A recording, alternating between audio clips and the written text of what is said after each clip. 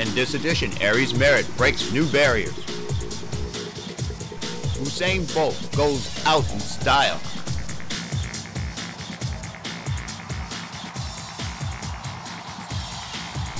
Johan Blake takes care of business.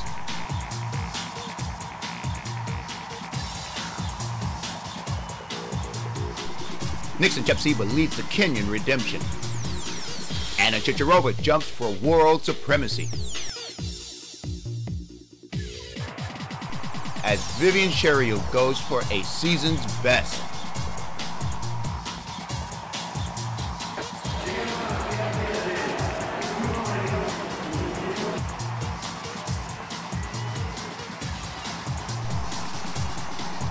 All this and more on Athletics World Weekly for the week of Monday, September 10th. Athletics World Weekly stops in Brussels, the capital and largest city of Belgium, for the Memorial van Damme meeting. The King Baudouin Stadium is host by the final stop of the 2012 IAAF Samson Diamond League Series. After a grueling 14-city excursion of single-day athletics competitions starting in May and featuring the ultimate competition Friday night, many of the athletes who started the season in world-leading form have dropped off the map, like China's Liu Shang, leaving the door wide open for perhaps the season's biggest new star to shine, and that star is Aries Merritt.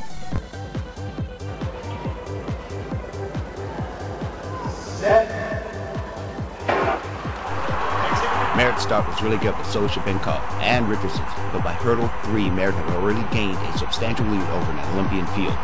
Merritt, a picture of perfection, explodes across the tape in an unbelievable time of 12.81, which was officially rounded to 12.80. Richardson in second delivers a 13.05 with Jamaican Parchment in third to mirror the Olympic places. But this was no Olympics, as a new era in hurling was revealed before the standing room only crowd. Merritt surprised with the win, as much as everyone else was overcome with joy after he realized the official time. The replay shows it all as Merritt, a model of exactness, overhauls a gigantic 0.0 seconds from the previous world record of 12.87 set by Darren Robles in Ostrava in 2008. Merritt can now go back to the United States as world record holder, Olympic champion, and world #1.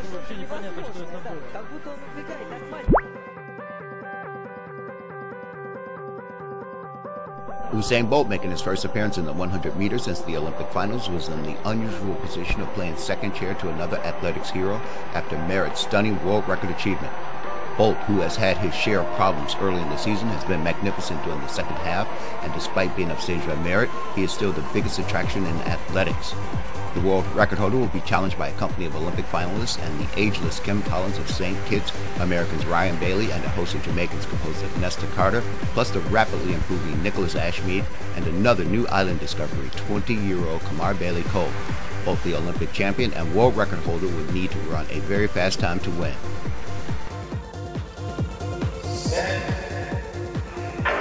At the start, Bolt appears mortal as Carter in lane 7 and Collins in lane 4 are out fast. Collins has a slight lead as Bolt starts to gain. Collins fades and Bolt squeezes out a victory over the speedster Carter, who just nips the new kid Bailey Cole for second, completing a Jamaican sub-10 sweep of the podium. Bolt wins in a great time of 9.86, which seems a bit pedestrian for him. However, after a long season, Bolt will take the win and the first place check with a smile.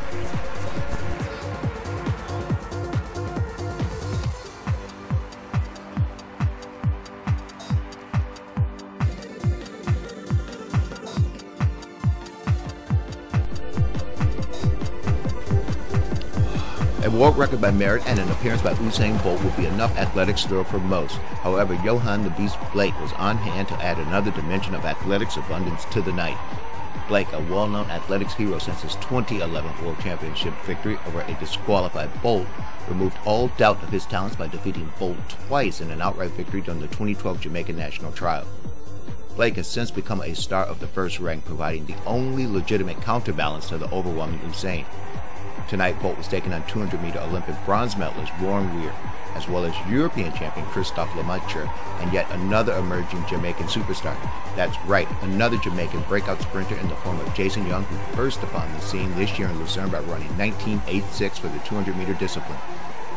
Jamaica has become the Kenya of sprinting, replacing the United States as the world sprinting powerhouse. Of course, Usain Bolt leads the charge with his supporting cast of Blake, Nesta Carter, Warren Weir, Jason Young, Nicole Ashmead, Bailey Cole, and others has undeniably proved that Jamaica has come into its own as a sprinting superpower.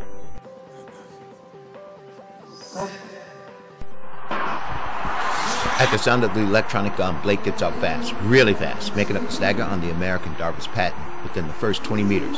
As they are coming off the curve, even sub-20 man Jason Young in lane 9 is behind, as is Lamatra in lane 6, who is way behind in last place. And the home stretch, Blake's brilliance is inspiring as he cracks open a bubbly 19.54 for first, while Young takes second, and Lamatra nips third to spoil yet another Jamaican sweep of the pole lead, making it Jamaica 1, 2, and 4.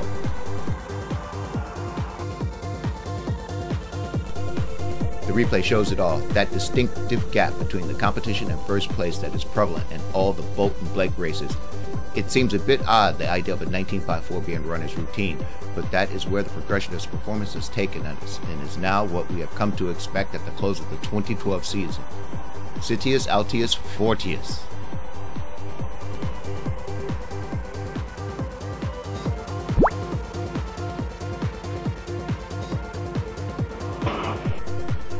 The women's 5,000 meters was the last race on the schedule and would thus be the last race of the 2012 Diamond League season. A season world-leading best was the promise in what could be mildly described as a less than subpar year for the event. A healthy 14:35.82 is the current world leader set in this Diamond League race in Rome back in May by Vivian Sherry. Fast, yes, but a long way off that superlative world record of 14:11.15 set by Tournish Dababa in 2008 at the Oslo meeting.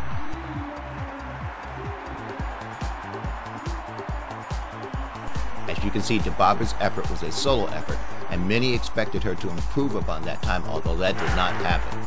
But that was then, and this is now. The 2012 5,000 finals was a walk in the world-class park, as the predicted rank of 69-second 400-meter laps was soon discarded by the 15 members of the chase pack. There would be no 14:20 anything on the women's side tonight, as the pacemakers ran solo 20 meters ahead of the pack for the duration of their prescribed chores. Modeling splits of 2:56.01, 5:55.62 for 1,000 and 2,000 meters set the tone of this race with a 3,000 meter split of 8:57.22, followed by a 12:01 4,000 meters, offering more of the same. Now the question was, would these ladies break the 15-minute barrier? They come to the bell. On the bell lap, it was down to Mercy Sharono and Vivian Sheriou, as the $40,000 Diamond League prize money and 5,000 meter overall title on offer to the winner of tonight's race. A tough sprint finish was almost guaranteed. As Chariot wound up her final lap of the season, she was being challenged from the outside line by Ethiopian and world champion Uze Dariba in green, who entered the race with a previous best of 15:32. The youngster was way over her head, however she was hanging in there with the likes of Mercy Sharono and Viola Kibawat as the pace gained intensity with each passing meter. By the final curve, it was Chariot who exhibited the noticeable increase in speed as she took a prominent lead for the first time in the race. Coming off the turn, it was clear that this was going to be Chariot's $40,000 to spend, while Mercy Sharono would have to settle for the bargain bin. Chariot would close out the season with a 59-second last lap to record a pleasant 14:46.01 effort to claim the big prize with Sharono in second. The teenager Dariba made a valiant effort until the end, but sustained some kind of injury in the final meters, limping across the line in what was still a new personal best of 14:53.06.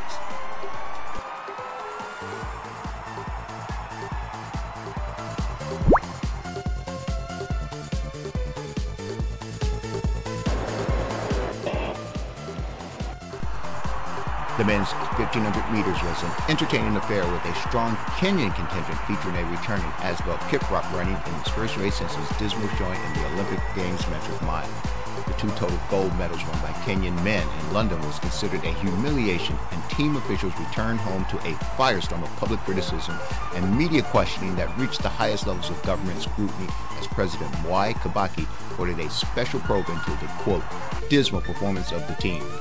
The Ministry of Sports should move fast and establish the reasons for the below standard performance. By management by crisis, which we have seen, that whenever we are preparing for Olympics, we have Kipchoge Keino, who is the chairman, begging for money from all over.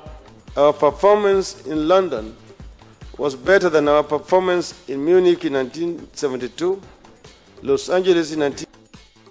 The probe has widened to include last year's poor showing at the African Championships as well.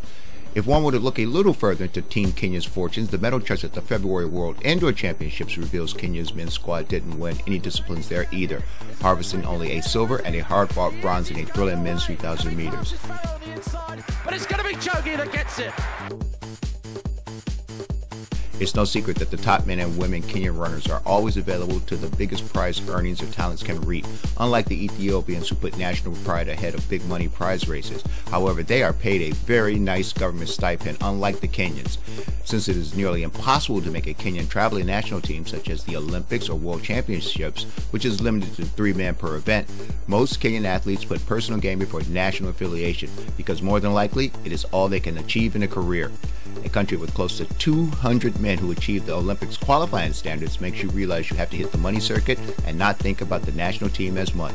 The astronomical odds of making any country's Olympic team are intensified by 200 in regards to the Kenyan athletics team. Maybe the school kids should focus on 400 meters and below, as no Kenyan was able to achieve an A or B standard for the 2012 Olympics in those events. Tonight's race features the Algerian answer to the Kenyan question of dominance, Taoufik Makhloufi. Makhloufi has great talent in the 800 and 1500, and to many was the surprise Olympic 1500 meter champion. Because of that, he now has a big target on his vest as far as the Kenyans are concerned. Makhloufi was running strong in the opening stages, running lead off the pace setters through a quick 455.75. Passing the 800 meter mark in 152.25 after a 56-second lap, Makhloufi was still in charge of this large field of 19 and looked as though he was the man to beat. But Nixon Chepseva was stalking in the outside lane, and just as the final lap bell sounded, he made his move. Chepseva jumped to the lead as Makhloufi was unwilling or unable to respond, as his potent kick had been worn down by the very fast intermediate times. Chepseva had the lead, and he wouldn't surrender to the Algerian, as the pack of 7 Olympic finalists entered the final turn, running nearly stride for stride. Chepseva and Makhloufi were at the head of an increasingly bulging mass as the group formed a rush hour express as they hit the home stretch. While the Chepseva-Makhloufi battle played out, Ethiopian Mekelen Gabriel Medine moved in for the thrill. With Chepseva ultimately breaking Makhloufi, he was done as well. The surging pair of Silas Kiplagat and Gabriel Medine, running a bit more conservative, saved themselves for a battle over the final 50 meters, where Kiplagat eventually prevailed in 3:31.98. The victory also gave Kiplagat the Diamond League trophy and a nice $40,000 bonus as well.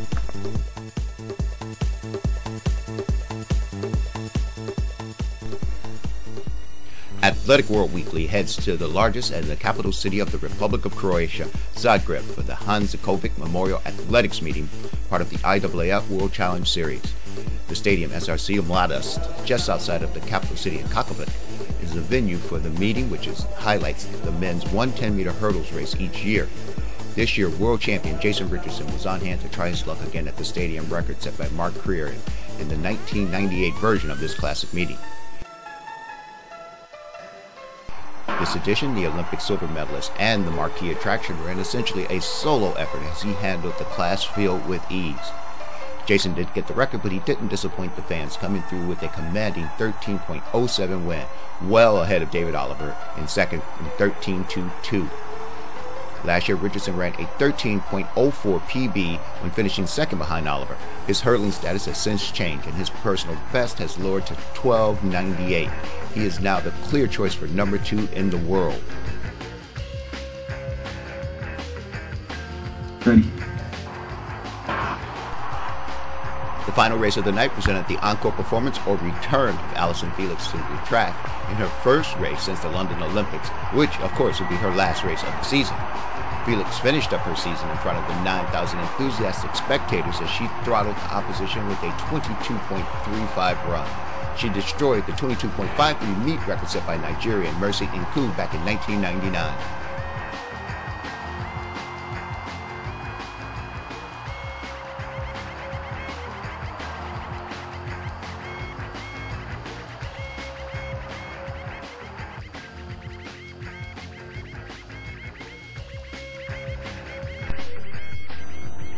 Athletics World Weekly now heads to Germany's largest city, Berlin, and the Berlin Olympic Stadium to join more than 50,000 athletics fans for the 71st edition of the ISTAF Athletics Festival, the world's oldest athletics meeting.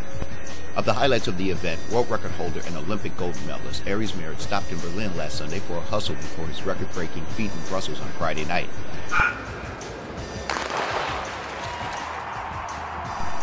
Merritt was out of blocks and leading quickly, running in lane 4. But fellow American Jeff Porter in lane 2 slammed a good start as well, and for a moment seemed like a contender, but Merritt's superior between hurdle speed ended all matter of competition. The watch stopped at 12.97 seconds to record a meet record, finally breaking the standard set by Roger Kingdom in 1989 and equaling by Colin Jackson 5 years later.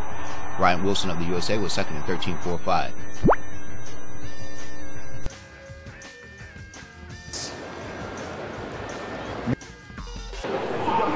The men's 1500 meters featured a top flight of athletes who were capable of running sub 3:30 seconds for the 1500 meters. The meet record dates back to the old East Berlin-West Berlin days of 1985 and is claimed by Saeed Ouida. The 3:29.46 standard at the time was a world record, and though Saeed has fallen out of the top 10 of all time, he still ranks as the greatest North African runner for many athletics fans. Yes, he's done it. The 2012 edition of the event saw a quick series of splits featuring a 53.1 first 400 meters, followed by a 57.31 second 400 meters to deliver a very fast 150.92 800 meter mark.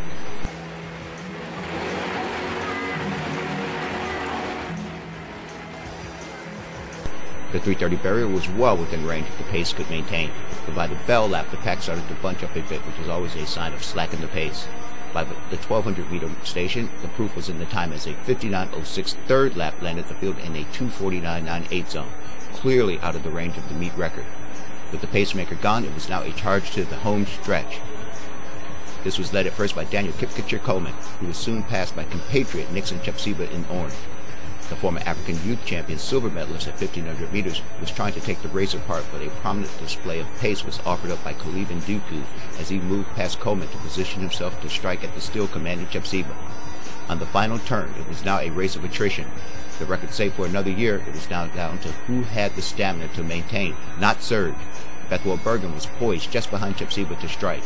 Down the home stretch, Chepseba was holding on as the foursome raced away to decide the podium finish. It was going to be Chepseba's day as he was the first to the tape in a great time of 3:31.11 as Ndiku was nipped at the line for second by Bergen in 3:33.41.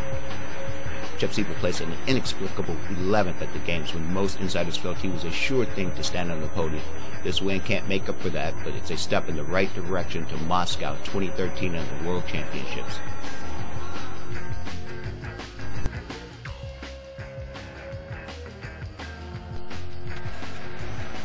The men's 100 meters didn't feature the two superstar Jamaicans. However, budding superstar Kamar Bailey-Cole was up against ageless superstar Kim Collins. Collins hopefully will patch things up with the St. Kitts Athletic Association and compete in the World Championships next year at the age of 37. Olympic finalist Wallace Spearman was also in the mix. The race start is excellent as Collins leaps out to a lead as Jamaican Mario Forsythe in yellow. Lane 3 is hanging with Kim, but the tall orange figure Cole in 5 is closing really fast as he snatches the victory from Collins in 10 flat as Foucault takes third. Fittingly to the Olympic season, the 100 meters went to a Jamaican, Kim Collins, and Jimmy Foucault from France third in 10.12.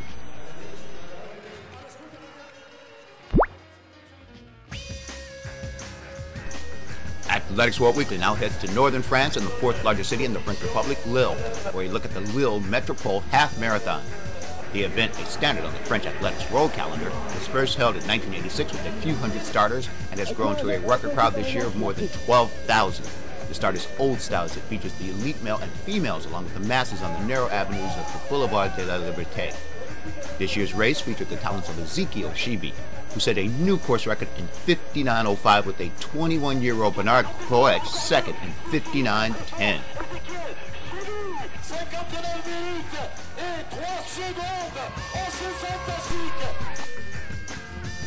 Athletics World Weekly now moves west to the Netherlands and the city of Tilburg for the Tilburg 10-miler. The race, an annual road competition since 1988, is a 10-mile competition only for men.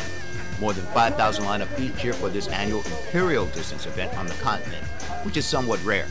This year's event was won in 45.38 by Kenyan Pius Kiprop, just 2 seconds ahead of John Mwangangi.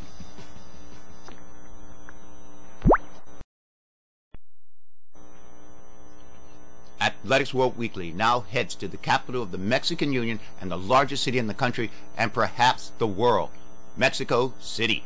Situated in the Valley of Mexico, the 30th edition of the International Marathon of Mexico City is one of the highest elevation big cities in the world.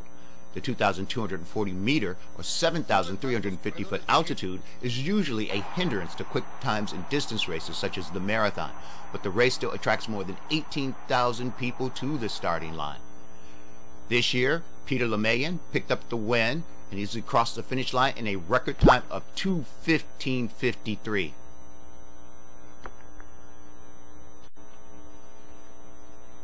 And on the women's side, Ethiopian Eileen Amare, who finished first with a time of 2 hours, 38 minutes, and 50 seconds.